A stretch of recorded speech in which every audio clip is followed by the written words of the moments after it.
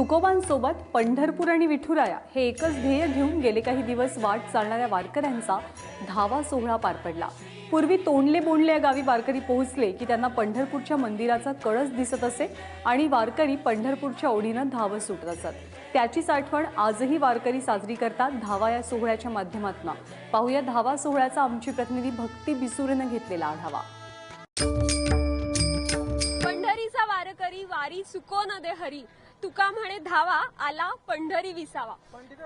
पंढरीचा विसावा जो आहे त्याची ओढ खरं तर इथून लागते आणि त्यानंतर तोंडले बोंडले या गावी तुकोबांच्या पालखीचा धावा जो आहे तो पार पडत असतो।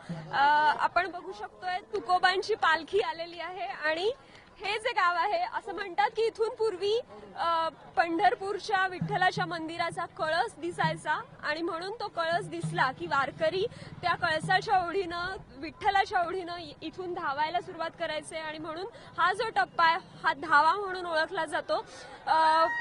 पालखी आपण बघू शकतोय, तुकोबांची पालखी आणि पालखी बरोबरचे वारकरी या धाव्यामध्ये सहभागी होत आहेत। खरं तर आता इथून पंढरीचा कळस दिसत नाही, पण असं असलं तरी सुद्धा पंढरीच्या वारीच्या टप्प्यातला एक महत्वाचा धावा जो आहे तो या ठिकाणी पार पडतोय। वारकरी इथून पंढरीच्या ओढीनं अक्षरशः धावत सुटतात आणि त्या धाव्यामधूनच खरं तर पंढरीची ओढ, विठुरायाची ओढ किती तीव्र आहे ते आपल्याला जाणवतं।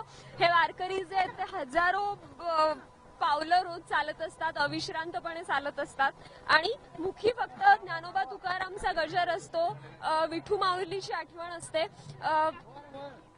आषाढी एकादशीचा दिवस कधी उगवतो, कधी एकदा विठ्ठलाचं दर्शन घेतो, कधी एकदा पंढरीच्या त्या कळसाचं दर्शन घेतो, कधी एकदा ते चंद्रभागेचं वाळवंट दिसतं, अशी आस जी आहे ती या सगळ्यांच्या खरं तर मनात असते आणि म्हणूनच हा धावा महत्वाचा ठरतो। या धाव्यावरती सगळ्यांना वेध लागतात ते पंढरीचे आणि विठू माऊलीचे।